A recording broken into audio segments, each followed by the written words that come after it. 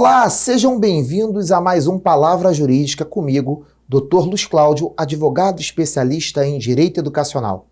O tema desse Palavra Jurídica de hoje é sobre a legalidade da escola exigir do funcionário que ela vai contratar certidão de antecedentes criminais. E aí, é possível a escola fazer isso? Ou ela está invadindo a privacidade desse colaborador? Vamos ver um cenário hipotético aqui, ó. Aí está o cenário. Uma escola particular contrata um auxiliar de serviços gerais, o seu Carlos, e não verifica a certidão de antecedentes criminais. O que isso implica para a escola? Ora, a escola está violando a Lei 14.811 de 2024, que alterou lá o ECA. Ela colocou lá no seu artigo 59A que essa checagem ela é obrigatória para todos os colaboradores da instituição de ensino. Por quê? Porque esses colaboradores vão lidar com crianças e adolescentes. Então, quando se exige uma certidão de antecedentes criminais para um funcionário de uma escola, seja ela pública ou privada, o que você está fazendo é garantir a segurança daquelas crianças, daqueles adolescentes, contra qualquer prática de violência, qualquer crime que possa vir a acontecer, tá? Então, ela não só pode, como ela deve tirar essa certidão de antecedentes criminais. Nesse cenário hipotético, a gente pensou assim, ó. Um mês depois dessa escola contratar o seu Carlos, ele furtou o celular de uma aluna e acabou confessando que ele fez esse furto, que ele cometeu esse furto. Qual a responsabilidade do seu Carlos à luz do direito educacional? Primeiro, nós estamos falando do seu Carlos, o funcionário contratado. Olha lá. Esse funcionário, quando ele é contratado pela escola, ele vai responder por furto. Afinal de contas, foi ele que praticou o ato. Então a responsabilidade dele é total, né? Porém, a escola o contratou sem pedir a certidão de antecedentes criminais para o seu Carlos. E agora? O que vai acontecer aí, ó? A escola vai ter a responsabilidade dela, uma responsabilidade por omissão. Responsabilidade civil por omissão. Ou seja, essa responsabilidade da escola, ela vai se configurar pela negligência. Ela não cumpriu a exigência legal de verificação dos antecedentes criminais, como manda a lei lá no artigo 59A do Estatuto da Criança e do Adolescente. Tudo bem? E quais são as implicações e consequências para a escola? Primeiro, responsabilidade civil pelo dano. O aluno não teve mais o celular foi furtado. Então, uma possível ação judicial desses pais desse aluno vai pedir danos morais, danos materiais, ou seja, que esse celular seja reparado, que ele seja comprado pela escola para dar um celular que o aluno teve furtado. Além disso, esses pais, nessa própria ação, eles podem pedir o quê? Eles podem pedir danos morais devido à falha de segurança do ambiente escolar. E qual foi a falha da escola? Não ter pedido a certidão de antecedentes criminais, né? Bom, outra coisa, isso aconteceu, foi divulgado ali na comunidade escolar e olha, mais um dano que a escola acabou sofrendo por conta disso. A reputação e a imagem da escola, né?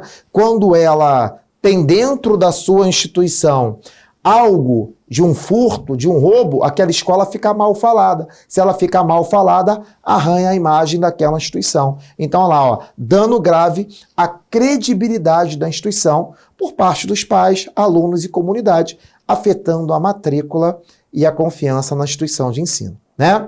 Outra coisa, fiscalização e sanções administrativas. Por quê? Como isso é uma obrigação da escola, se a fiscalização bater lá na porta da escola e exigir as certidões de antecedentes criminais e a escola não tiver para apresentar, essas certidões devem ser tiradas de 6 em 6 meses, periodicamente, ela vai sofrer uma sanção administrativa. Muitas vezes a escola vai ser multada por não apresentar a documentação necessária. Olha lá, órgãos como Secretaria de Educação, Conselhos Tutelares, eles podem intervir, emitir notificações e aplicar sanções regulatórias contra a instituição de ensino. Tudo bem? Bom, além disso, é importante que o gestor escolar ele conheça as leis. A gente não pode falar que não cumpriu tal obrigação porque a gente desconhecia as leis. Não, o gestor escolar ele tem obrigação de conhecer as leis, né? Então, ele tem que ter esse conhecimento da lei e tem que divulgar essa lei perante toda a comunidade escolar. Toda a equipe tem que saber da Lei 14.811 de 2024, que ela modificou lá o artigo 59A do ECA, para quê? Para que a escola pudesse exigir a certidão de antecedentes criminais dos seus colaboradores. É importante que a escola mencione isso. É importante que a escola, o tempo inteiro, fale sobre os perigos que podem ocorrer caso haja um descumprimento legal, né? Bom, tem que ter também revisão das políticas internas, ou seja, incluir a exigência de certidões de antecedentes criminais para todos os colaboradores. Não é porque o seu Carlos foi contratado como auxiliar de serviços gerais que o cargo de auxiliar de serviços gerais para a escola exige a certidão de antecedentes criminais. Não, não é isso. A certidão de antecedentes criminais, ela é exigida para todos os colaboradores, professores, auxiliares, administradores, seja qual for o profissional que trabalha na instituição, tem que ter essa certidão. Tudo bem? Bom, procedimentos de verificação e atualização. Vai contratar? Exige a certidão no ato da contratação. Outra coisa, aquilo que eu já havia falado, ó, tem que atualizar essa certidão de 6 em 6 meses, conforme manda a lei. Manter registro seguro e confidencial, ou seja, ninguém pode ter acesso, lembra da LGPD? Ninguém pode ter acesso aos dados desses colaboradores. Exigiu a certidão de antecedentes criminais, guardou a 7 chaves aquele documento. Se tiver algum problema, Luiz, mas se tiver problema a escola não contrata. A lei não diz que você não pode contratar. A lei fala que você tem que ter certidão de antecedentes criminais.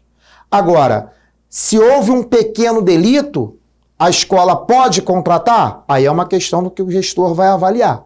Só que cuidado, você tem uma certidão dele que está guardada no documento na pasta desse colaborador. Essa certidão, se tem um pequeno delito, se ele sofreu algum problema lá atrás, há 30 anos atrás, não sei, e apareceu na certidão de antecedentes criminais, imagine que algum colega pegue essa certidão e espalhe sobre o problema. Aí você gera um outro problema para a escola, que você não preservou a privacidade daquele colaborador, tudo bem? Então, tem que manter isso seguro. Esse registro, ele é confidencial, tudo bem? Bom, com isso, a gente tem que ter o quê? Treinamento através do setor de recursos humanos e as lideranças. Capacitar sobre como vai solicitar. Como é que ele vai interpretar e lidar com essas certidões, respeitando aquilo que eu falei agora há pouco, a LGPD. A escola, ela deve adotar protocolos de proteção, implementar canais de denúncia, capacitação contínua e campanhas de conscientização. E, olha aí, ó, o sexto eu estou puxando a sardinha um pouquinho para o nosso lado, né? Advogados do direito educacional, olha lá. Assessoria jurídica permanente. Pessoal, eu canso de falar com gestores de escola que muitos só procuram a gente quando tem um problema, né? Então, tem um problema, vamos contratar um advogado para resolver o nosso problema. Muitas vezes, isso vai sair muito mais caro para você que se você tivesse uma assessoria jurídica permanente. Não só em questões dos honorários dos advogados especialistas em direito educacional, não, mas o custo daquele problema que poderia ser evitado. É a história do médico, né? Se você procurar o médico só quando você está doente, às vezes não tem remédio que cure ou vai ser muito mais caro de curar que se você fizesse uma medicina preventiva. Tudo bem? Com isso, nós terminamos aí mais um Palavra Jurídica. Um grande abraço para vocês, fiquem com Deus e até a próxima. Tchau, tchau.